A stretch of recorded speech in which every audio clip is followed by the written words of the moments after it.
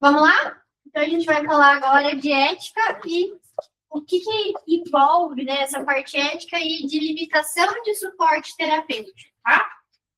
Então, vamos começar com 2 cenários. Eu vou dar 2 casos para vocês e vocês vão ver de que forma esses casos podem se desenrolar de uma forma diferente, tá? Então, o caso A é um homem de 75 anos que internou de novo por uma descompensação de insuficiência cardíaca, tá? Ele é hipertenso, dislipidêmico, tabagista ativo, tem essa miocardiopatia chagásica e uma fração de ejeção de 29%. Então, o que vocês imaginam? Qual que é a evolução natural de um doente com insuficiência cardíaca? Então, eu vou ter o diagnóstico, eu posso, nesse percurso, mesmo com uma doença estável, ter uma morte súbita? Sim, né? Se o doente não tiver uma morte súbita, ele vai evoluindo numa descendente com múltiplas... Vejam que aqui no eixo vertical é o quê? Qualidade de vida. Então, quando ele faz o diagnóstico, ele ainda tem uma qualidade de vida adequada. Mas, ao longo de cada reinternação, ele perde um pouco de qualidade de vida. Então, ele reabilita, recupera. Ele voltou no mesmo nível anterior? Não. E a cada reinternação, ele vai perdendo qualidade de vida. A cada descompensação. Até chegar um momento em que ele vai chegar ali na falência final, e porque a gente vai falar de insuficiência cardíaca em fase terminal de vida. Imaginem que esse doente, então, internou, e a gente só vai pensar em colocar cuidados paliativos para ele nessa fase aqui final. Então, o meu doente daquele caso, ele ainda está aqui, ó. Ele está no 2º, 3º reinternamento, ele não está numa fase final. Então, eu posso acreditar que eu ainda só estou tratando o quê? A doença de base. Então, esse doente, ele vai ser submetido ao quê? Internou por uma pneumonia que compensa no IC. Então, vamos lá. Protocolo de sepse, cultura, antibiótico, aí ele fez choque, nora, vasodobuta, choque cardiogênico misturado com choque séptico, fez uma insuficiência renal, vamos dialisar. Começa a diálise. Dialisar com 29% de fração de ejeção, vamos lá, aquela torada na diálise, estabiliza sempre. Aí lá no 15º dia de internamento, ele faz uma infecção de corrente sanguínea, porque o catéter que a gente passou lá, a diálise manipulou errado, infeccionou. Então, de novo, eu estou tratando o quê? Todas as doenças, eu estou tratando a doença de base, eu estou tratando todas as doenças e as complicações que vão vindo com ela, mas eu ainda estou encarando um doente como simplesmente nesse reinternamento. E esperando ele atingir um nível de final de vida para dizer, agora eu vou pensar em cuidados paliativos. É esse doente que a gente quer pensar em cuidados paliativos? É isso aqui que a gente tem que esperar? É um doente caquético, emagrecido? Tá literalmente em final de vida? Não. Tá? Qual que é o custo disso? Qual que é o custo não só financeiro para o sistema de saúde, mas o custo que eu digo para o paciente a nível de qualidade de vida, do que ele entende como qualidade de atendimento médico. Então, vamos lá. Isso aqui é a Organização Mundial da Saúde. No mundo todo, somente 14% das pessoas que deveriam ter cuidados paliativos vão receber esse tipo de cuidado. Então, isso já é, assim, assustador. Assustador. Fora isso, a entrega precoce desses cuidados reduz não só a internação desnecessária, mas como vai reduzir o custo de saúde. E aqui eu não estou só falando de custo de saúde, gente. Esse daqui é um outro estudo que eles avaliaram o custo de saúde, mas a qualidade relacionada ao atendimento, a qualidade do final de vida percebida pelo paciente, o que ele teve. E o que vocês percebem? Que a qualidade de morte, assim, né? Como ele conseguiu evoluir daquela forma como ele gostaria, está nos doentes que gastaram mais ou está nos doentes que gastaram menos? Então, a gente passa a entender que cuidados paliativos é algo que traz benefício para o doente, mas traz muitos benefícios para o sistema também. E quando a gente fala cuidados paliativos é não fazer mais nada. Muito pelo contrário. É aqui que a gente vai começar a fazer um monte de intervenção. E talvez, se não as mais importantes, não só pelo paciente, como para a família. Tá? Então, além disso, qual que é o custo disso para o profissional de saúde? Tá? E aqui, profissional de saúde, eu estou falando da equipe multidisciplinar, eu estou falando de nós, coordenadores, eu estou falando de vocês. Por que isso? Porque a gente tem um conceito que a gente fala de estresse moral. O que é estresse moral, né? Estresse moral, ele pode estar associado, então, a burnout, mas o estresse moral, normalmente, ele resulta de quando eu acredito que eu estou fazendo uma obstinação terapêutica. Eu acho que tudo aquilo que eu estou fazendo para o doente, seja eu técnico de enfermagem, eu residente, eu acredito que aquilo está sendo fútil, que aquilo está prolongando o sofrimento. E aquilo me faz tão mal que me gera um estresse moral. E isso pode depois ser um dos gatilhos para o burnout. Então, a gente precisa falar em cuidados paliativos, a gente precisa entender um novo conceito do que é cuidados paliativos e desconstruir muitas coisas erradas que vocês podem ter construído na mente de vocês ao longo desse tempo, tá? Porque diagnóstico paliativo não é um diagnóstico, é uma forma de cuidar, tá bom? Então, normalmente, esse estresse moral, ele resulta, então, de a equipe perceber que existe uma obstinação terapêutica ou algum cuidado fútil. Mas esse problema de custo, na verdade, ele é só uma consequência, é uma consequência muito maior. Por quê? Porque o modelo que a gente construiu do que é cuidados paliativos ao longo desses anos na mente dos profissionais de saúde, ele precisa ser reformulado. Por quê? Os cuidados paliativos não entram aqui. Enquanto a gente continuar imaginando que o cuidado paliativo só entra nessa fase final de vida, a gente está errando, tá? Então, vamos voltar para o mesmo caso, mas a gente vai imaginar esse caso diferente, tá bom? Então, era o mesmo paciente, com a mesma fração de injeção, que internou por uma nova descompensação. Mas, de vez eu pensar na doença dele dessa forma, eu vou pensar na doença dele dessa forma. Então, isso significa o quê? Aqui é cuidado do TI, né? Ele foi admitido, percurso ao longo do tempo. A partir do momento que ele foi admitido na UTI, ele vai receber 2 tipos de cuidados simultâneos. Um cuidado curativo para a doença, que é o cuidado que a gente vai fazer para IC, o beta-block, inotrope, lá, o que a gente tiver que fazer. Mas automaticamente junto, a gente já vai introduzindo e entrando com cuidados paliativos, tá? Então, simultaneamente, os dois correm juntos, cuidados curativos e cuidados paliativos. Até que vai chegar um momento, e que daí sim é esse momento em final, que a parte curativa eu não tenho mais para onde ir. A insuficiência cardíaca dele agora sim está em fase terminal.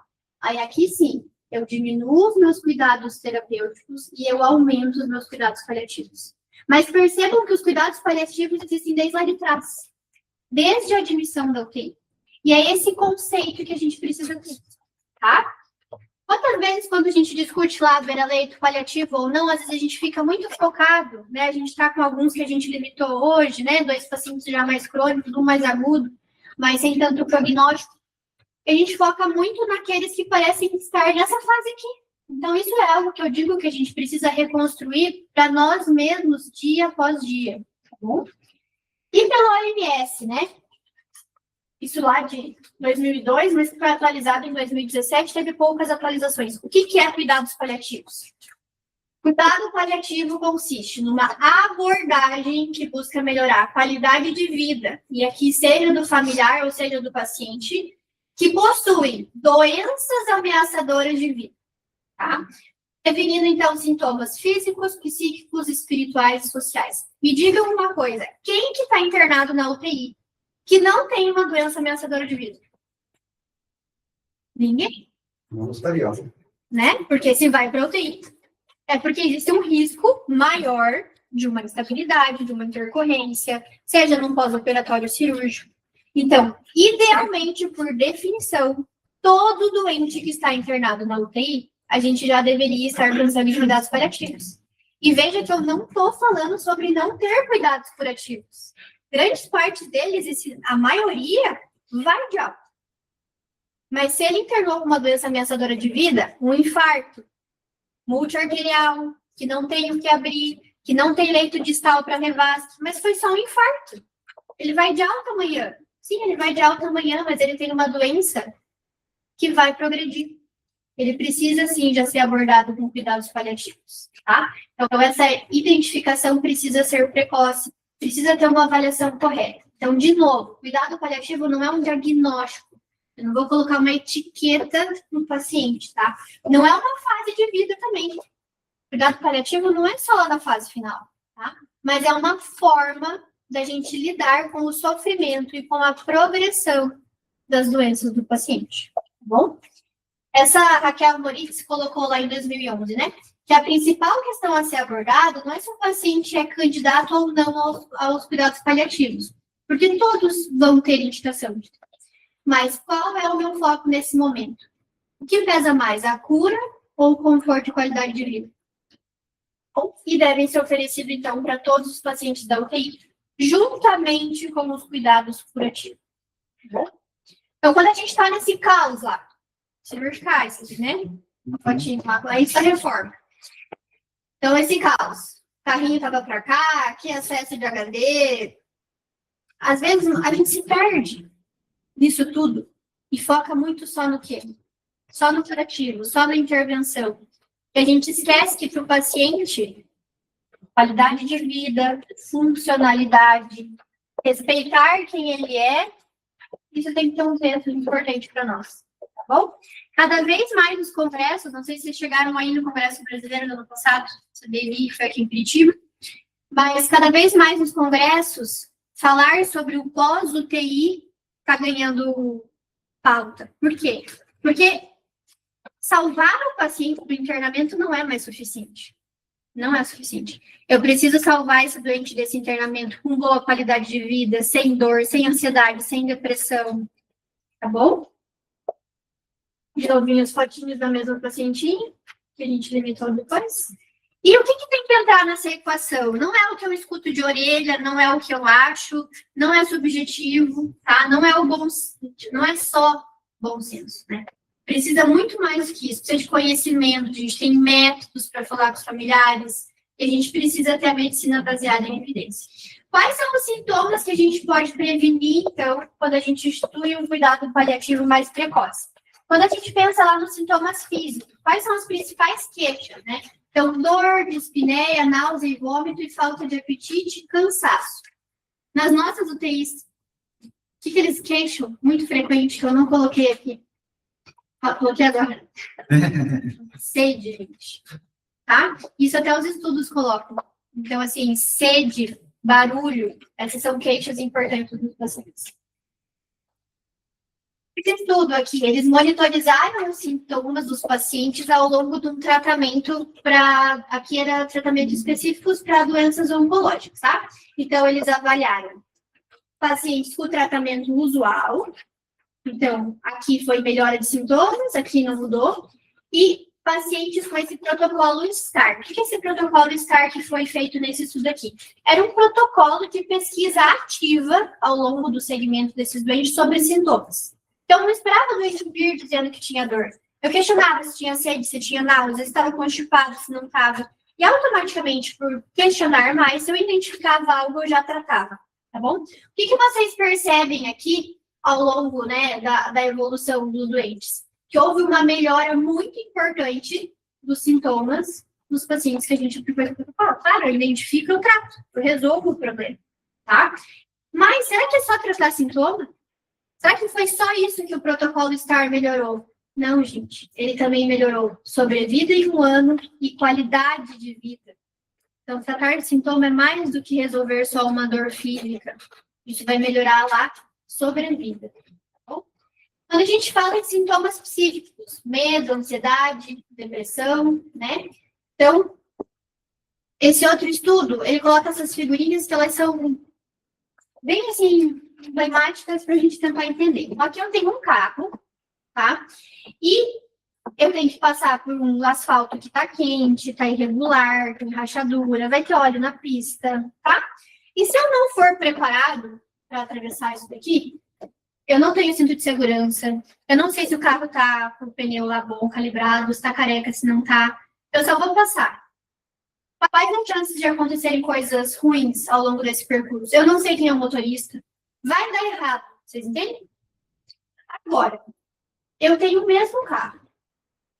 Eu tenho que passar pela mesma pista com os mesmos problemas. Mas agora, a gente vai falar assim para o paciente.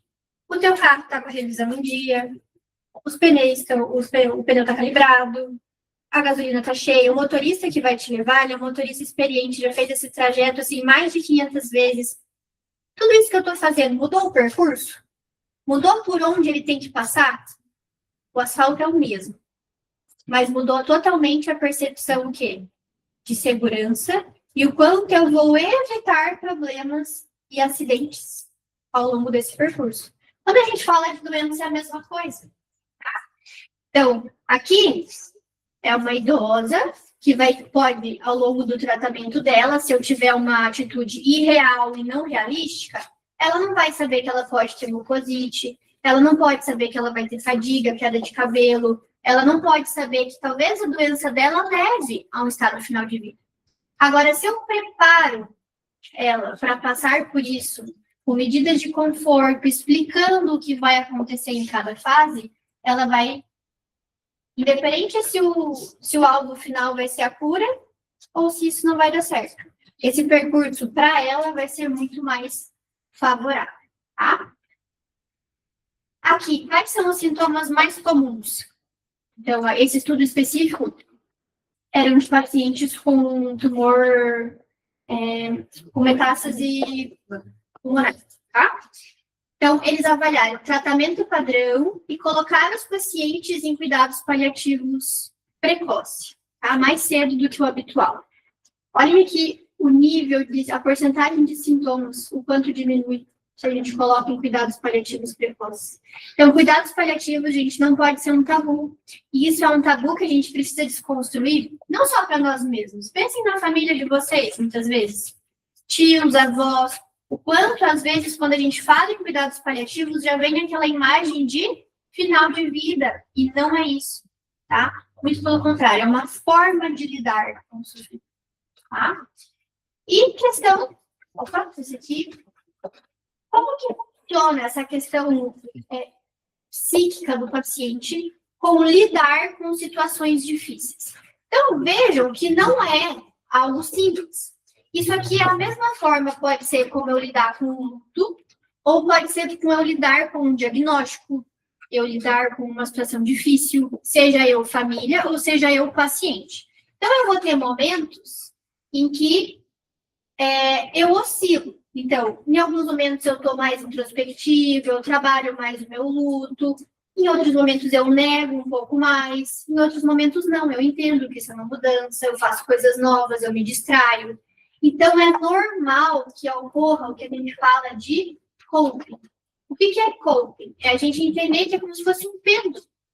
É normal que em alguns momentos a família esteja com uma perspectiva mais reflexiva, e, de repente, eles vêm com uma perspectiva mais negativa. O que eu quero dizer?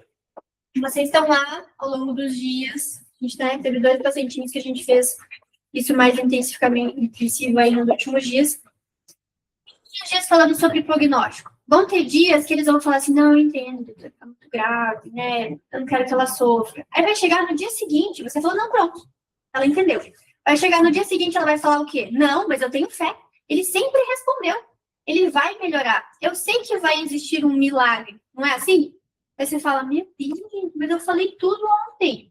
Adianta confrontar?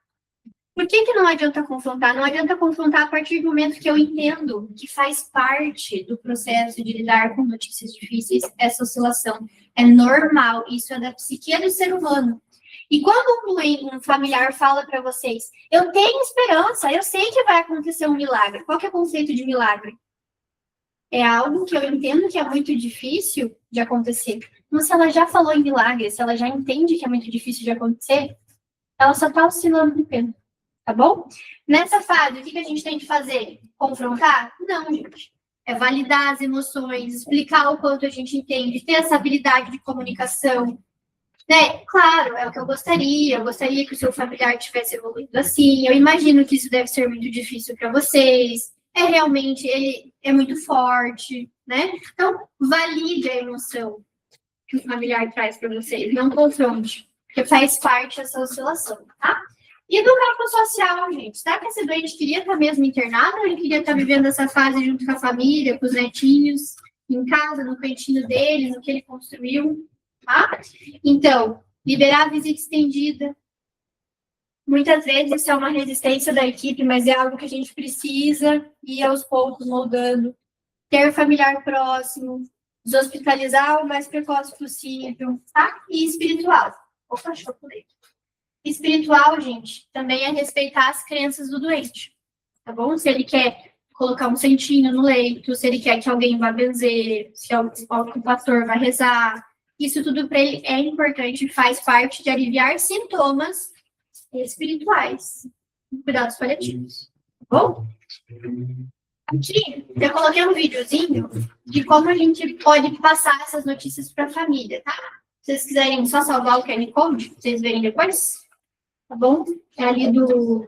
Acho que era do New England.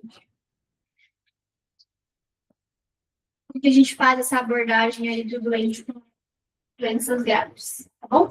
O sagrado para o paciente, o que eu gosto de perguntar, às vezes, muitas vezes para a família é: como você acha que o seu familiar imagina que é vida? O que é qualidade de vida? Tá? O que é para mim é diferente para cá. Então, relembrando, o cuidado paliativo, gente, de novo, ele entra junto com o cuidado curativo em qualquer doente que interna com uma doença ameaçadora de vida. Bom, eu não posso esperar esse momento final. E o que é o SAV? Você já ouviu falar do SAV aí, né? D4 de residência já era para ter ouvido, né? Vocês anotam no fluxo lá. SAV A, SAV B. O que é o SAV? Suporte pode ser doenças, né? O suporte?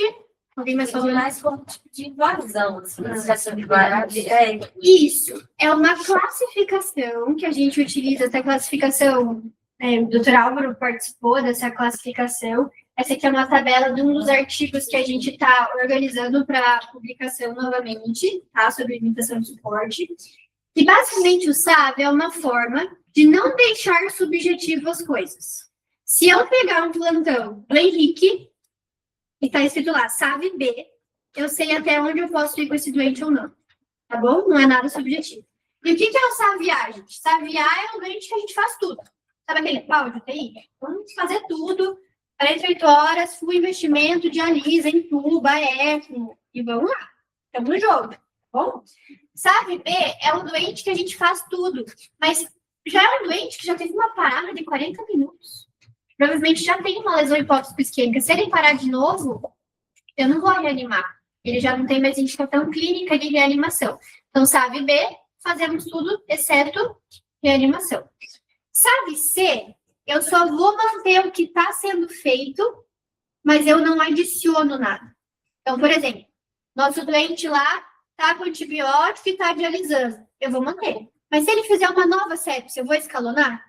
Não. Bom? Vou parar de dialisar? Também não. Eu vou manter o que está sendo feito. Tá bom? SAV D é quando eu começo a retirar suporte.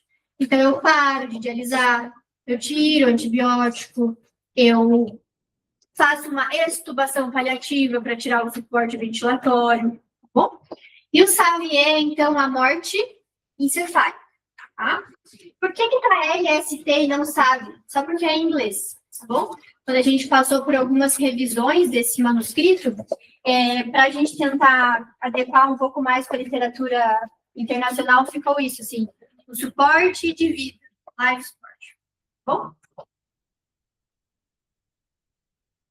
Algumas discussões éticas. Então, a gente precisa entrar nesses conceitos base e que vocês vão ver a gente falar na beira do leito. O que é eutanásia? Pode falar.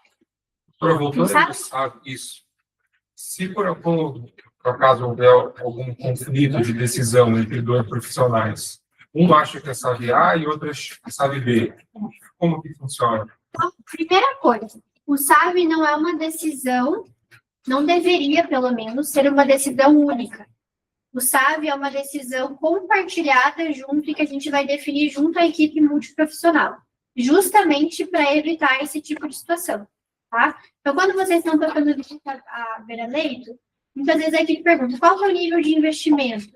Então, é algo que precisa ser, tipo, não adianta eu, médico, lá no STAR, saber que é SAVB. Se a minha equipe que está lá na ponta, trocando, colocando droga, não sabe. Então, é algo decidido junto, em conjunto, tá? Primeira coisa.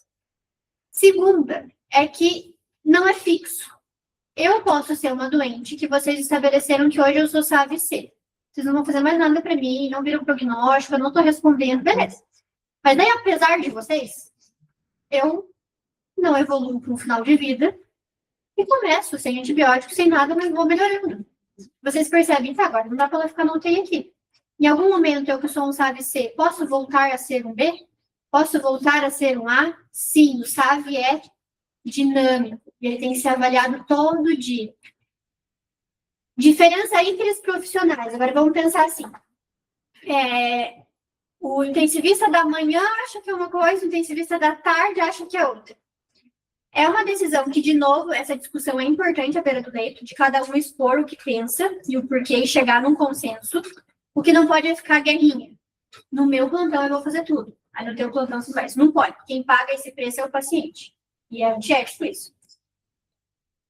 E se você é só plantonista de um lugar, eu sou plantonista lá do Vita, plantonista da casa. Você obedece o que a coordenação que conhece o doente todo dia, que passou a visita multi, que definiu isso num colegiado ali, definiu.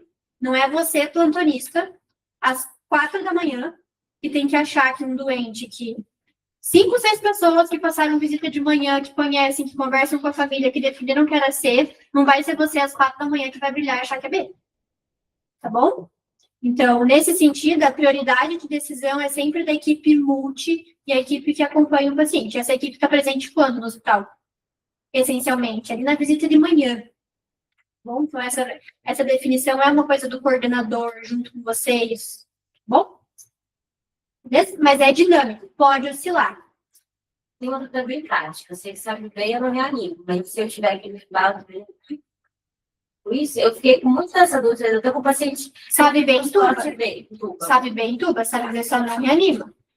Você não vai, tipo assim, parou, você não vai entubar pra fazer nada, né? Mas, por exemplo, um sabe B fez insuficiência respiratória. Você vai entubar. Porque ele é só não reanimar. Se ele não fosse nem para entubar, ele seria C. Entendeu? A única retirada do B é no RCP. Tá bom? Eu tenho essa tabelinha em português também, irmão. Algumas discussões éticas. Então, o que é eutanásia? É eu terminar intencionalmente com a vida de forma mais precoce, né? Distanásia é o quê? Iatrogenia. Distanásia e iatrogenia? Cuidado. Você prolonga a vida do paciente à custa de um sofrimento. Com terapias fúteis ou inúteis que não vão mudar o prognóstico, mas que prolongam o sofrimento. Tá bom? Eu percebo que aquele doente não é mais curativo, mas eu insisto em ficar dialisando, sendo que talvez a causa final de vida dele vai ser uma hipercalemia. Então, eu estou agregando o sofrimento. Já está vendo esses pacientes lá piorando, fazendo um monte de lesão de pele, esfacelando na mão de vocês, mas vocês não param de dialisar. Isso é uma disanálise? É. Tá bom? Vocês estão com uma medida não curativa, que não está surgindo efeito, mas que está, sim, prolongando e aumentando o sofrimento do doente. Tá bom? E ortotanásia, alguma conduta médica restritiva ali, que de alguns recursos específicos por não serem adequados. Tá? O que o conselho... A gente tem respaldo legal para cuidados paliativos? Agora tem. Agora tem, né? Então, vamos lá. A gente já tinha essa resolução de 2006, né, que é permitido ao médico limitar ou suspender procedimentos que prolonguem a vida do doente em fase terminal ou enfermidade grave e incurável, respeitando sempre a vontade da pessoa e da família. Bom, mas daí eu tenho um doente que medicamente eu sei que eu não vou conseguir curar, mas a família insiste que a gente tem que fazer tudo. Porque ele tem que viver, porque dia 10 cai a nova pensão. Então tem que fazer tudo, doutor. Não, eu vou processar, tem que fazer tudo. De quem que você cuida? do paciente. Então, a gente tem que lembrar que a gente sempre é médico. A gente também é médico da família, indiretamente, né? Mas o nosso foco principal sempre é evitar, e se a gente tem uma indicação médica, a gente deveria suspender. Como que a gente abordaria nesse caso? O que vocês fariam? Existe uma indicação depende de toda a emergência que o paciente está vindo assim. É que a emergência ela é um ponto sensível, né? A emergência, normalmente, eu não tenho familiar, eu não tenho história, muitas vezes, o doente chegou muito grave, eu não tenho tempo para pensar, ou eu faço ou eu faço. Lá na UTI, é um segundo momento. O médico do dia seguinte é sempre melhor que o do primeiro dia, tá bom? Porque eu tenho mais exame, eu tenho mais respostas, tá? Então, cuidado com isso também. Quando vocês pegam lá um plantão e falam mal do colega anterior. Isso é feio, gente. Isso é feio porque um dia vocês vão ser o colega do dia anterior. E o médico do dia seguinte sempre vai ter mais respostas. Tá bom? Sem falar que o doente é dinâmico. Mas mais do que isso, chegou lá, a família quer que assista. Ela falou, doutor, eu quero atenção, ó, dia 10. Tem que ficar vivo até dia 10. E você está vendo que está fazendo mal para o paciente. Como que a gente tem que abordar isso? O que eu faço, geralmente, eu pego o familiar, valido o que eles estão falando e tal, só que eu reabordo depois. Às vezes, eu faço uma medida que eu posso retirar, então, por exemplo, ele começou a desaturar. Eu quero que você entube, é para entubar. Você sabe que não vai anunciar metastáse pulmonar, por exemplo. Eu entubo e depois eu faço uma reabordagem com a família para depois fazer... Esse é o momento da reunião familiar. Porque em famílias assim, que acontecem esse tipo de conflito, normalmente vocês vão pegar com a prática isso. Tem algum conflito envolvido. Conflito entre familiar, conflito entre o paciente e esse familiar específico. Mas envolve um sentimento chamado culpa. Ali eu fiz a questão do financeiro, mas normalmente envolve um sentimento de culpa, de apego, tá? Quando você faz uma reunião familiar, não só com o cuidador principal, mas com todos os filhos, com a esposa, com quem é próximo, sempre vai ter alguém que é o cerne da lucidez daquela família. E conversando com várias pessoas junto, trazendo a psicologia junto para nós, normalmente a gente consegue criar um bom vínculo, nem sempre na primeira reunião, às vezes na primeira e na segunda, e fazer sempre o que é melhor para o paciente, tá bom? Sempre deixando claro isso para a família, mas envolvam a família no cuidado. Quando vocês se encontrarem com uma família difícil, seja ela de convênio, às vezes são um pouco mais difíceis, não importa. A única forma de corrigir isso é com boa relação médico-paciente e comunicação. E comunicação não é o que eu estou falando. Comunicação é o que vocês estão entendendo. Então, se a família não está entendendo nada, dane-se que você falou tudo certinho. Ela não entendeu, então não comunicou. Bom? Então, reunião familiar. Não importa quantos vocês precisem fazer, façam. É isso que evita problema e é isso que a gente vai conseguir entregar o melhor para o paciente. Bom? Mas normalmente conflito tem a ver com um sentimento de culpa. Tá bom? Em 2009, então, a gente confirma, né, que no Brasil a gente tem esse respaldo ético, sim, para limitação de suporte, então a gente não precisa ter medo. E justamente com todas as terapias que para aquele paciente se consideram fúteis. O que é importante, gente? Vocês são um juiz. Vocês estão vendo o paciente? Vocês sabem de medicina? Não. Então, vocês só vão entender o que está escrito. Se não está escrito a gravidade real do paciente, o porquê que diálise naquele contexto é fútil, por que uma RCP naquele contexto é fútil, quem for ler depois, o que não está escrito não foi feito. Vocês podem ter sido o melhor médico na vida real lá. Se vocês não escreveram e não evoluíram direito, vocês não fizeram. Então, aqui mais do que nunca, a gente tem respaldo ético? Sim. Mas vocês têm que pensar como alguém que não entende de saúde dentro do prontuário. Então, tem que caprichar, tá bom? Evolução normalmente não é a última coisa que vocês fazem. Como que tá a rotina lá? Chega, pega o plantão, vai ver os pacientes, passa a visita, passa a multi, prescreve rotina. A evolução é a última coisa que vocês estão fazendo lá, não é? Vocês já estão cansados? Vocês fazem, às vezes, meio porquinho? Mas ela é a única coisa que vai proteger vocês um dia. Então, amanhã vocês vão fazer mais caprichado. Tá bom? Então, lembrar, cuidados paliativos desde 2011. Opa, é uma área de atuação, né? Vocês podem fazer no final, depois, um ano. Tem que cuidar, porque doença irreversível, morte próxima, é totalmente diferente de uma terapia esgotada, muito pelo contrário. E sempre há um tratamento, gente. Nem que seja para a gente aliviar o sofrimento daquele paciente, daquela família. Mensagens para levar para casa para vocês poderem ir embora. Cuidados paliativos, gente. Não é, de novo, uma etiqueta, não é sinônimo de terminalidade, não é um diagnóstico e não está relacionado com o prognóstico. Está relacionado com internar com uma doença que ameaça a vida. Bom? Pode ser eu de 30 anos, internando com uma miocardite. É uma forma de abordagem, é um cuidado, é uma forma de cuidar do sofrimento do paciente do familiar na vigência dessa doença. E aqui, baixem lá, é bem bom. É o manual ali de cuidados paliativos. Aquela série The Pitt, que alguém assistiu, Aí é ótimo. ela no segundo episódio está uma situação dessa já do paciente, totalmente descompensado, causa respiratória. Eles querem que intuba o paciente de qualquer das medidas e ele mostra um conflito relacionado a isso. Fez o que é. Porque ele falou, aí um filho quer que não intuba, fala, não, ele está sofrendo, melhor meu pai partir. E a filha de todos os jeitos possíveis que é isso. Ela consegue convencer o irmão de que tem que intubar. E aí ele retrata como que é o manejo disso daí. Para mim é o mais forte do episódio. É difícil. Na prática é difícil. A gente está com um paciente na cirúrgica hoje, que eu até... A menina, né? Não, um paciente que tem um... Todo mundo baixou?